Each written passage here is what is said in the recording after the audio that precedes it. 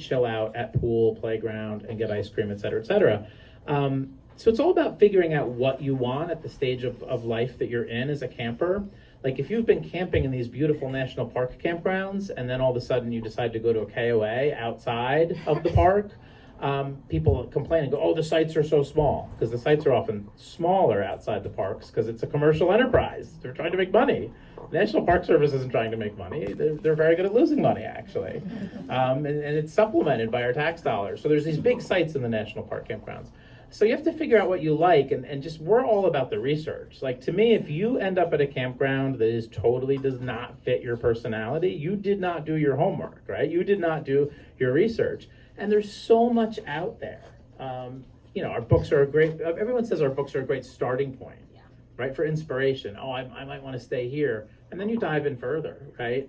But there's no excuse not to be able to, figure out what works for you. And I would say our books, and this is how all of our content has always been. So some of you mentioned you listen to the podcast, so you've heard us chatting about these things for years now. And we have the blog and we have our social media channels. And one of the things that we've always done is we don't cover everything. We cover the things that are worth talking about for us, right? So we are recommendation based only. So you don't see good reviews and bad reviews from us. What we do is we make recommendations. So if we don't recommend it, you're really not going to hear about it from us.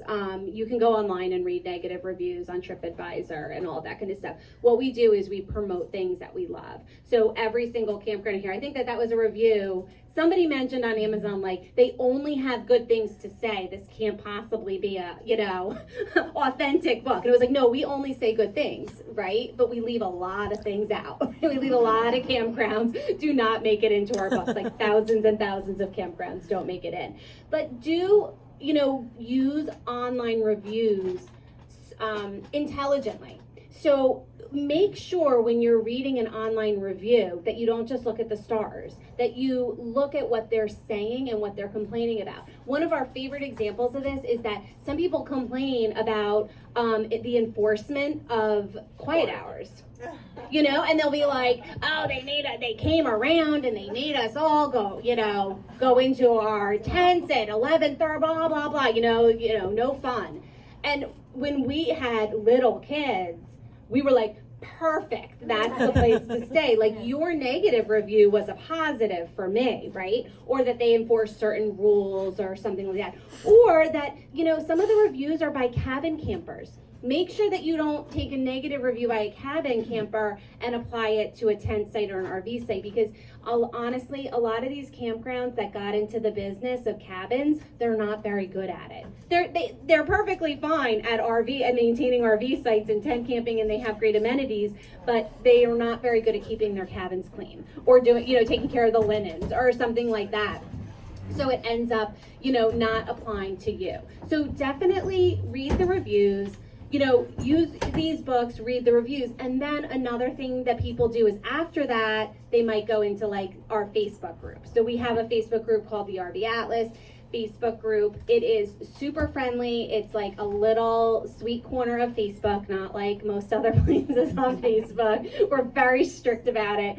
And people will say, hey, here's our situation. This is the kind of camper we have. These are, we travel with a dog or we travel with kids. Would you prefer to stay at this campground or that campground? And you'll get a bunch of recommendations from people and them telling you what they think would be best for you, which is really nice, right? We don't believe that there's like perfect campgrounds, right? There's just really good campgrounds for you, and you have to figure out what your camping style is and find those campgrounds.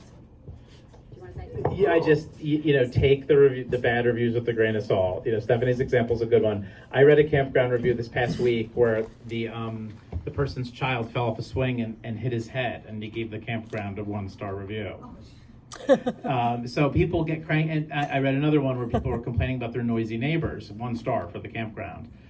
They were reviewing their neighbors, not the campground. So be smart when you're reading the reviews. Do you want to talk about making reservations really quickly and how to make reservations? So once you've sort of narrowed it down to, a place where you want to book the campground, you want to make the reservation, you need to be a ninja. Unfortunately, it's a bit difficult. So for popular national park campgrounds, you're typically going to use recreation.gov. That's going to be your...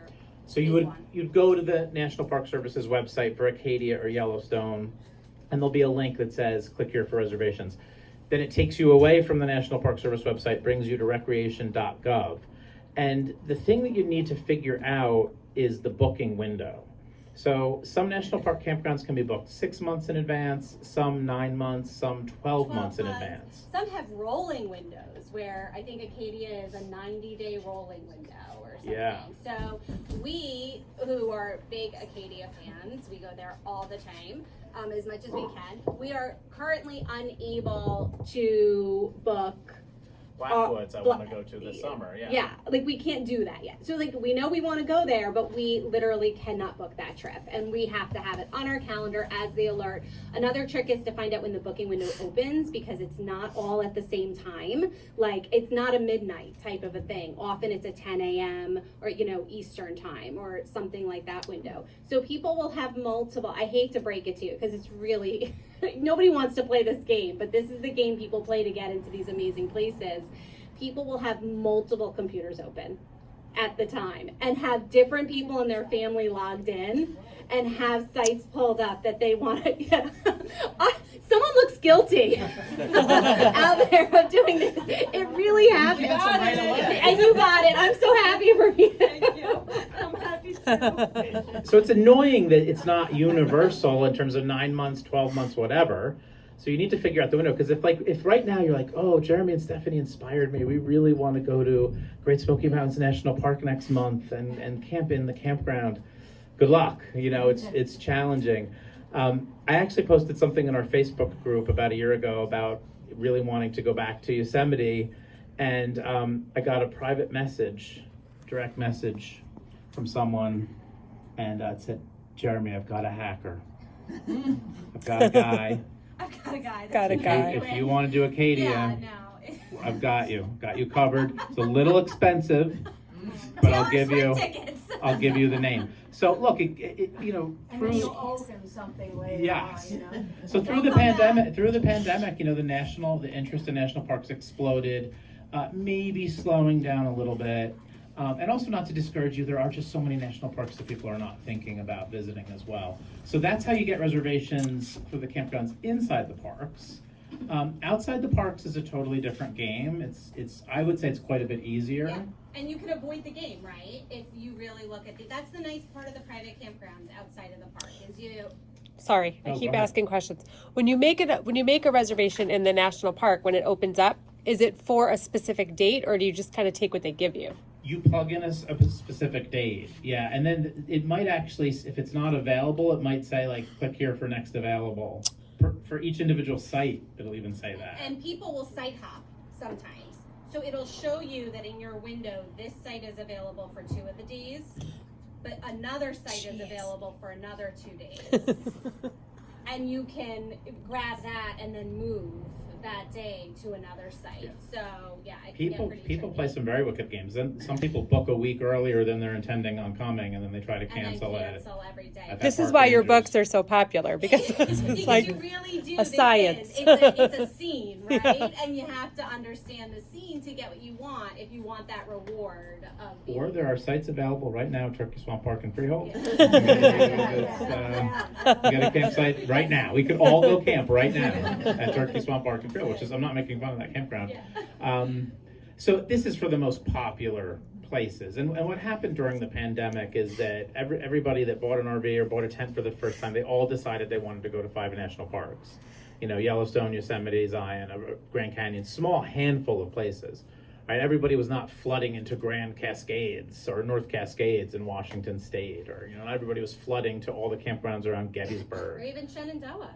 Shenandoah, you can get sites at Shenandoah, right? At Shenandoah National Park. So don't be discouraged either. But outside the park is much easier. If you are trying to get reservations late in the game, you have a much better chance of getting reservations at like a KOA campground outside of Great Smoky Mountains National Park, or a Jellystone, or a Good Sam Park, or some mom and pop park. They're going to tend to have more sites open, later into the season. And part of it is because they cost 3 or 4 times more, right? If the national park has campsites for $20 and the gateway towns are having campsites for $100, creates incredible pressure, right? Where the national park campgrounds fill up, And then people kind of, oh, all right, I'll pay $100 at the KOA because I can't get inside the national park. So that's the reservations game. But the moral of the story is to plan a year ahead, really. Like, you should be planning. I hate to say, I don't want to discourage anybody, because you can swing a last second trip. We did the Great Smoky Mountains very last second last year. Oh yeah, I'll argue with you on that, because Go I ahead. think that this book, we specifically try to include things that are outside the scope of what most people think of when they think of a national park trip. And so yes, the popular ones are here, but also New York City's in here, right? Because we have a national park around here. We have the Statue of Liberty. We have Ellis Island. We have those properties that some people from elsewhere have never visited, and you can actually camp, right, in Jersey City. A lot of you probably know that. You can camp in Jersey City at a campground that looks directly across to Ellis Island and the Statue of Liberty. So that's in the book. And also places like Assateague Island National Seashore, right? A remarkably beautiful place. Did we cut Niagara Falls, or did Niagara Falls make it? A lot of things got cut. We entered in different, like, I'll say, I'm trying to think, Gettysburg, the battlefields, right? Like, so that whole area around the Harper's Ferry is in there. On, Civil War battlefield tour. Yeah, and a lot of those trips, I think, have been just as engaging for our family as, I'm not gonna lie, nothing beats Yellowstone. There's a reason why everybody goes there. One of my teenagers, who is most definitely a teenager, will regularly say, "Mom, remember the stars?" He was, we stayed in under canvas outside of Yellowstone, and they had never seen a sky like that in their life. And they just sat there for hours staring at the sky every night. Like, that was like, can we go outside and look at the sky? He's sure, raw, buddy.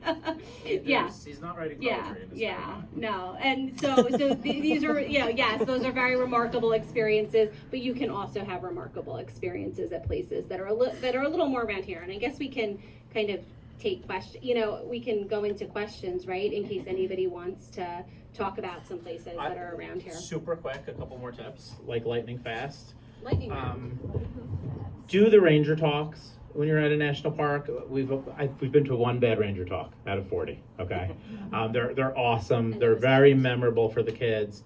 Also, get up early and get to trailheads early. Get to popular spots early. Surprisingly, What is early? So I use 7, Acadia as my 6, example. Like, if 7. you want to hike Gorham Mountain Trail in Acadia, be at the trailhead at 7. Because when you come back down at 10, the parking lot, there's going to be no parking. Surprisingly, a lot of people do, it amazes us. People sleep in on a national park trip. Like, we sleep in on Saturday, but I don't sleep in at Grand Teton, we get up. We have to yell at our children. At this age. It's military. They used to watch the sunrise every single morning, right? But now we will drag them. And I was like, I didn't come all this way, and we drag them out of bed and we get in the car, and it's worth it every time. Getting up early pays huge dividends at our national parks. Go to the visitor center your first day. A park ranger will look at your family and know exactly what you should do, and they should know what you shouldn't do. Okay, they will look at you and be like, yeah, I don't think they should do half dome. Okay, but we've got incredible recommendations for activities for hikes from park rangers. They literally will look at your kids and go, okay, this. And we always say, look, our kids are pretty adventurous. We push them a little, and then they'll know exactly what hike, right? The visitor centers are also going to have current information on things that are closed, trailheads that might be closed, Bear places where there's activity. flooding, bear activity. Hey, don't drive all the way. What's the place in Glacier where The Highland, Hidden Lake. Oh, okay. We were going to hike there, but there was bear activity and it was closed. But we knew that in advance. And that's an ever-shifting landscape in our national parks because it's Mother Nature at work.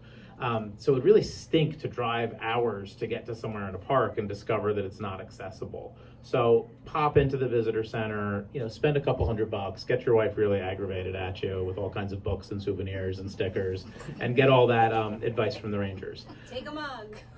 Yeah. Jeremy loves stuff. Also, every national park, I don't want you people to die here, okay? Every national park has a safety section on the website, and the dangers are different at every park. And it's worth reading every time to discover like the ways people die in our parks every summer. There's common threads to. There's a study that comes out every year, which is super fun. Yeah, like how are people dying in the parks, right? I mean, past year. Well, we're so used to a curated, right, like safety society, and we're so used to like parks that are real, like have handrails and right everything, and our national parks just aren't like that. I mean, we've seen people on the boardwalks of Yellowstone with their dogs, like letting their dog nose drink into, the water. Yeah, which you can melt. like, I mean, people do stuff like that, so don't be that person. Yeah. So, and then just pack tons of snack and water for the day. Well, that's in your another car. thing is that people are so used to concessions everywhere they there's go. not Right? always gonna We're be. never gonna go like thirsty, hungry. There's a Starbucks on every corner here. And you get into the national park with that mentality, like you can always get a drink somewhere, you can always get a snack.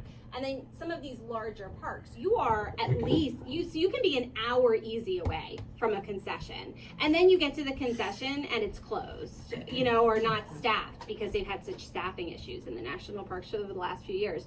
So we never go out for the day in a national park without a cooler of drinks and snacks, like a lot more than you would even think you would need in the car to get us through the day.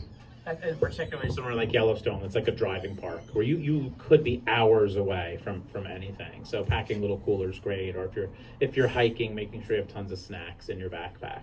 So those are some of our best tips for planning a national park trip, and I think that we would love to answer any questions or any recommendations or talk do you about. want to say where are nearby? I mean, I don't know how knowledgeable everybody is. Like, so we have Acadia, like.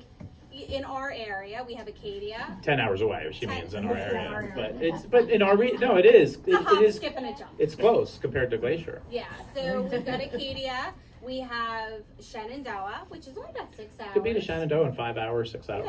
Yeah. We have New River Gorge, right? Our newest national park around us in West Virginia, which people are really enjoying exploring. I just got an invite to a press junket there that they're trying, right? So they're really trying, I'm not going, but they're really trying. That just tells me they're trying to bring people in and really show off all the things that are going on there. And the Smokies, 10 hours, 11 hours. Yeah. The most visited national park in the country because it's in a location with a lot of population density within 10 hours or so. But also don't forget about Cape Cod National Seashore, which is awesome, like absolutely awesome. And if you drive through the night, you could be there in, 4 hours. That's a really good one. Rumors are that our next national park could be Delaware Water Gap National Park. There's a lot of people pushing to turn that into a national park. We'll see. But that's what happened with New River Gorge, right? A local movement starts and people want a national park there. But the Delaware Water Gap Recreation Area is in the box. So we really wanted to include places like that. And don't forget the Midwest for some pretty amazing places like Indiana Dunes National Park That's a newer one new. Too. So that wasn't a national park and it earned status a few years ago, 3 maybe or so. Before New River Gorge. Yep. And then Sleeping Bear Dunes in Michigan. Amazing. Yeah. Amazing. And then you're talking about the grandeur of the American West after that. So I would love to answer any questions. I think Stephanie would too. Don't be shy. We'll make something up if we don't know it now. Could you guys talk a little bit more in detail about your experience in Glacier? It sounds like you guys had a dog with you. I'm not sure if No, we did not bring our dog to Glacier. So that's a really good point though, is that national parks are actually not, we say RVing is very dog friendly. National parks are actually not dog friendly. There are some that are remarkably dog friendly, Acadia, and then people know them, right? And they're like, oh, this is a good place to go with your dog. So if you're going to places like we went out to the Badlands with the Badlands and Mount Rushmore and that whole trip that we took, we did have Maggie with us. And that's what we had to be careful to have that air conditioning hookup all the time because we knew there were going to be times when she was in the RV, when we were going to be hiking, or even just like in the Badlands, the heat. She's a cattle dog. She has very thick fur. We were like, we can't have her out in the daytime heat, and we'll still want to be out. So we had the most of the national park websites will have a page. There's I put this in this book. There's a Bark Ranger program And what it does is it basically helps people understand all of the rules and regulations for each individual park. And then some of them have little programs that you can complete with your dog to let them be a bark ranger. And so like Sleeping Bear Dunes is a really great example. They have a really good outline of the places your dog is allowed and the places they're not allowed. So the Smokies is like that too. I feel like they're allowed on a significant amount of hikes, but not all of them. There's no systematic way. Every park is different based on what they are protecting and what the where they wildlife don't want is. animals. If there's any birds nesting or if it's that kind of an ecosystem, the dogs are not going to be welcome. So I recommend, I think one of the best things that private parks have done outside of national parks is to implement dog walking services and pet services, which is amazing. There's oftentimes they can connect you with local places that will help care. If your dog, like our dog is happy to sleep for like 10 hours in an air conditioned RV. Maggie's like, great, have a good day, I'll be fine. You know, she doesn't need a lot for that. But if your dog needs a lot more, like walking and energy, that's what I would People recommend. get pet monitors too, and you can monitor the temperature inside your RV. Through your like cell that. phone, so you can get alerts that say like your power went out in your RV, so that you know that you have a certain amount of time to get back to. Except if you're in Glacier, you have no cell service. It's no cell Well, service, but right? Outside of in the KOAs, outside of Glacier, we had ripping cell service. So yeah, but once you're in the West park, Glacier, KOA? the East Glacier KOA East had Glacier. ripping Wi-Fi. Yeah. West Glacier was okay. It was okay, but when you're in the park, they have payphones at the lodges. They have payphones because you cannot make a call inside the park. I should not admit some of this stuff, but we were almost about to run out of gas recently on the Blue Ridge Parkway. Recently. I mean, we get it. It was 100% my fault because I was going to get there and it was going to be just fine. We passed the gas station. She's like, no, we could. I was we could definitely. Done. I was done. So we get there. The gas station was at the bottom of the mountain, and then like this road went like straight up into the mountain. So She's it looked no, like I we had got- plenty of gas at the bottom of the mountain, and by the time I got to the top, apparently I was about to run out of gas. So it really wasn't good calculation on my part. But anyway, in addition to almost running out of gas, there was no cell signal. So if we had run out of gas, somebody would have been walking, right? It wouldn't have been like the call to AAA. Somebody would have been walking. So yeah, probably me. So it probably would have been me because Where are you it would have staying been for my Mount fault. Rushmore? Rafter J. Oh, Oh, that's one of the best campgrounds in the country. beautiful Yeah. campground, and People they have walk great around Wi-Fi. and, like, at the KOA around the corner, people like stand on rocks and try and get reception. Oh, really? Yeah, but not. I don't think. It No, we were fine at Rafter Jai. We could get It's truly signal. one of the best I'm campgrounds so in excited America. for that one. Yeah, That's the magnificent. one that I'm really Good for looking you. forward to staying. Beautiful. I'm Yeah. jealous. I think all. That was a long drive, dude. No, have fun. We all. Yeah, good memories. There was a family stomach bug on the way home. Yeah. Good times. Yeah, All the right. whole ride home. Good Never had times. bad camping. But the ride's home. Any other questions? How about while you're hiking mountain lions? That's my fear. I would be more worried about grizzlies personally. Yeah, Like, yeah. I've never seen a mountain lion hiking. We have seen grizzlies in Glacier. Mhm. Not while we were hiking from our car, but we saw We've black bear. plenty of black bears. like, So across the water. having really good Yeah. bear safety training is important because it's not intuitive what you should do, right? And a lot of the stuff that you hear is not the right thing to do. So one of the things that we've loved is going to ranger talks on bear safety at the park because they really know their area and they know. We always have bells. We always carry spray. It's not overboard to have that kind, and we make noise, and that's what my kids are really good at. That's the primary thing you can do. Yeah, is you have to be make loud. noise. I mean, that's why you have the bells because then you're always making noise. But I remember in Glacier one morning, it was morning, and that's when you're nervous because this is when they're feeding, morning and the evening, and we were walking through to get to the glacier hike, Grinnell Glacier. At the beginning, there's this path along a lake with high like grass on either side, and it was narrow, and I'm thinking this is exactly where a bear is like having breakfast. Like it was just like, oh, this is where they are, and this is where we surprise them as we're, because that's what you don't want to do, is surprise them. So as we're walking through, and of course the boys are silent. The only time in their life, because they're scared, so they're not making any noise, and we're like, Mr. Bear, we have like a bear, so Mr. Bear, here we go, Mr. Bear, and we're making all this, and it's fine. But you really do need the training so you don't have to think in the moment. Then, I want to see other people on the trail. Like, once we got further on that Grinnell Glacier hike out to the glacier, which was 12 miles, like, once we start seeing other people, it's like, oh, thank God. Yeah. The bear's going to them. But we started slower. Somebody else is slower, right? Yeah. I would just say, too, the bison are Oh, also... people do really And they do stupid stupid things things. with the bison all the time. And you don't follow the the rules that they recommended give you. distance, right? So when you look at their recommended distance, it's remarkable how far away you're supposed to stay Yeah. from, what is the rule? Like, you're It's like supposed to be a able to thumb, cover them Yeah. with your 50 thumb. yards or 100 yards. They're really fast. They're so fast. They're really And fast. I think that that's how people get into them. Well, there's weird ways that people get hurt in national parks, but that's one of the biggest wildlife issues, because you have so many people going through like the Badlands areas and the Yellowstone and Glacier and these places with like these huge herds. Being stuck in a bison jam is possibly one of the coolest things that can ever happen to you, right? You're in a car. Yeah. Custer State Park is better than Yellowstone, okay? And Lamar Valley in Yellowstone was amazing. I mean, for a second, you feel like you're in their world, when you're in your car, and they're just literally walking right by. They Licking lick your car because they like apparently the and they salt just, or hundreds of them walk licking. by, and you're like, when is this gonna end? And it's amazing. Wild, to amazing see, and experience. obviously you're safe in your car.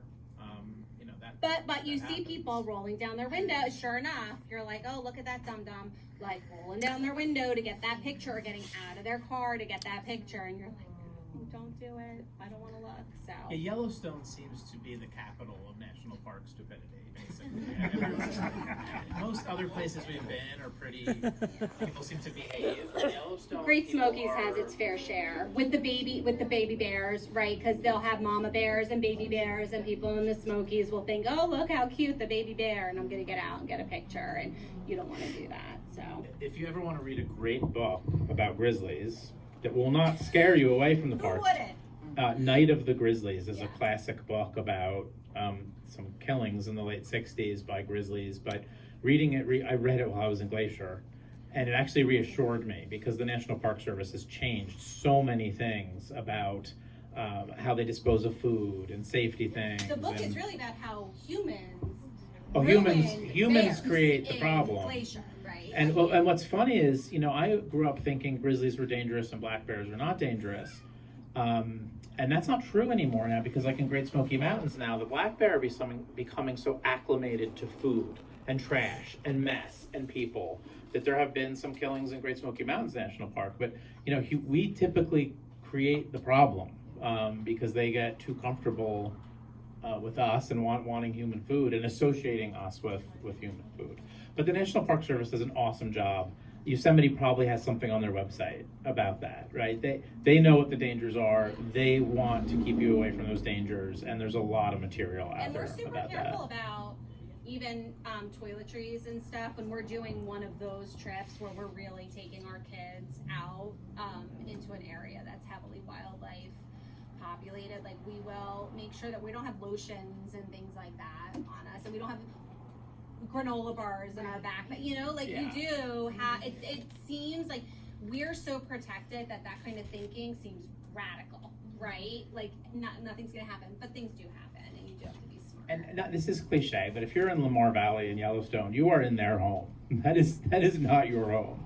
That is not your backyard. That is theirs. So you do have to really respect the animal life there. Yeah, go ahead. I would say too that you probably mentioned this in your book, NPS.gov also gives lots of tips on how to how to stay safe and. Yeah, every one of their individual Every park pages has has an individual wildlife page that says what the dangers are there in that park. I'd love to see the traffic on those pages because probably like 2 people a year read them. But they're very, me and you, but they're very valuable. A lot of the ranger talks are on safety, animal safety, for obvious reasons. You know, in a Shenandoah, the National Park Rangers got a cooler that a bear bit through, you know. And it's more effective for you to bring your kids and let a ranger tell them than for you to tell them. So that's the way to get it into their skulls. Any other questions at all? Don't be shy. Those are good questions. When's the best time to go to Yosemite? Well, That's really it's tricky. so Yosemite is maybe the hardest National Park Service site to get campsites. It's probably harder than Yellowstone because it's near San Francisco. It's within striking distance, right? Where Yellowstone's kind of out in the middle of nowhere. So it's really tough to go during the summer. I mean, the shoulder seasons are going to be way better. And Yosemite is one of the first places that's experimenting with a lottery system for getting campsites. Because it is so hard to get campsites, and because there are hackers, and because somebody who's sophisticated with a laptop has an advantage over my mom, okay, who she could not book a site there, right? She's just not going to sit there and figure all that out. They're actually considering moving to a lottery system where you put in the dates you want. Everybody that's gets thrown, their names get thrown in a hat, and they pull it out. And I would love to see that happen. I think it's much more equitable. But I would 100% shoulder seasons and not the summer. Yeah, I would say it depends on what you want to do, right? So if you're really interested in the rafting or something like that, like then spring, earlier, like not too early, but like finding that sweet spot in the spring might be a good idea. So you get the water. The winters, right? A lot of things are going to close down very like sporadically, access to different places. I have a colleague that I work with that, she like went in the winter and it was dicey. She's on a motorcycle, but she wanted to be able to drive those roads, and you can't drive those roads in the summer. It is just it is bumper to bumper traffic throughout that entire park. Really, it's very hard to get off the beaten track, which is something we talk about. A lot of national parks, they're crowded at like 4 places. And you can go to these other places in the park and have an amazing experience. Yosemite is a little bit of an exception. It's like crowded all over in the summer. So, if you can find that everybody's gone back to school in the fall, but the snows haven't come yet. I'm sorry, that's should we give them our best all time? No? Okay. So We go. Possibly our best tip for people from New Jersey is to go at the very end of summer to any of these parks. And that's when we did Glacier, that's when we did Mount Rushmore, that's when we did Yellowstone, because most of the country's back to school. So we have been doing a national parks trip the very last few days of August and the very first few days of September for several years now. And we had parking everywhere at Yellowstone. It was awesome. We had parking everywhere. Glacier, one of the more popular hikes we did, one day we got the last parking spot, but we got parking everywhere. Mount Rushmore was not crowded, because most of the country's back to school. We go back to school really late. But the weather, it's a beautiful window for weather out west for a lot of the national parks. The Very only end thing of August, beginning of September. The only thing you're risking is being caught at the end of fire season, right? And we've been lucky with that, but you could wind up in a situation where fires, have basically made it. I mean, and the Tetons were a little bit like that for us, that we only really saw the Tetons, in all of their glory one day. The last day we were there, that haze that can develop out west when there's fires, it finally lifted, and there they were, and we were stunned. And everybody loves September. If you're not traveling with kids, and that's not an issue. Do everything Everyone in loves September. September is the perfect month. So you can start to get snow in Yellowstone in September, but it's still like a great time to visit if you can. I look forward to that once we're past the stage. Research before going too early in the spring, because there's there's still snow. Crater Lake, we were there in July and there was still snow on the ground. So that ring road in Crater Lake National Park oftentimes doesn't even open until the last week of June. And the Going to the Sun Road will be closed. So if you do that late spring trip, just make sure you're prepared for that, because some people do get their dreams crushed when they realize they won't be able to go on the Going to the Sun Road in Glacier in June because it's not open yet. Do you have anywhere planned this year? So that's a hot topic of Well, there's a conversation. little. Well, we're our plans. Well, we are going to a national seashore, so we're going down to the Outer Banks. Can I tell them what I'm doing? I don't know. Can you? That's what I was going to say. I don't know if you I think can. I Okay. So- Our plans are very up in the air. This is not finalized, but I'm really proud to say they even called me. So it might not happen, but that's okay. So Good Housekeeping called me and asked me to be the judge for their campground awards. They have travel awards that come out every fall. And for the camping category, they asked me to do that. So they're possibly sending me to a whole bunch of different places this summer. And so we're waiting to find out which places applied for the award and whether I want Stephanie to come or if the boys can come, if she wants to come. I want to look at the list. Yeah. Where I want to go. So we've left the summer open right now because I'm waiting for Karen to call me from Good Housekeeping so I can figure that out. Oh, that's Karen. Great. Karen from Good House. You can call us too, Karen. Any other questions? What do you think about going in like second half of May? Good time in Yellowstone, Dakota's area, Custer State Park. Really cold. Yeah, if you're if you like prepared that. for the weather, it's great, right? If you don't want the crowds, not everything's going to be open. That's just because they start to clear the roads. Like, so for example, the area that's like the Mammoth area. That stays open all winter? I think they're like the pass-throughs from that area to the other parts of the park do not get plowed, I think, until much later. So it's like you're not going to be able. Yellowstone is so huge, and you have to drive so far to get to different parts of the park. You may not be able to cross through to everything, but they have the Snow Lodge open year-round in Yellowstone. So that whole area that's down by Old Faithful, that's going to be accessible at that time. You just have to bundle. Like when we were there in late August, it was 23 degrees. I clocked. We were in a canvas tent. And we were waking up to 23 degrees. And we had a wood stove in the tent that we had to tend through the night to keep warm. And it was August, the end of August, and we were getting 75 to 80 degrees. I'm not sure how high we got from 23 but to we- 80 in a 24-hour period. So which I don't think is uncommon, really. yeah, but it was amazing, right? Like, so if you're prepared, and we were, right? Because I knew like what the weather was going to look like, and so we were comfortable as long as we kept that wood going in the stove throughout the night. But that was an amazing experience. If any of you have not experienced under canvases, they're opening them up outside of so many national parks. There's one outside of the Smokies. There's one outside of Acadia. We stayed at the one outside of Yellowstone. Just one of the most memorable experiences of my life.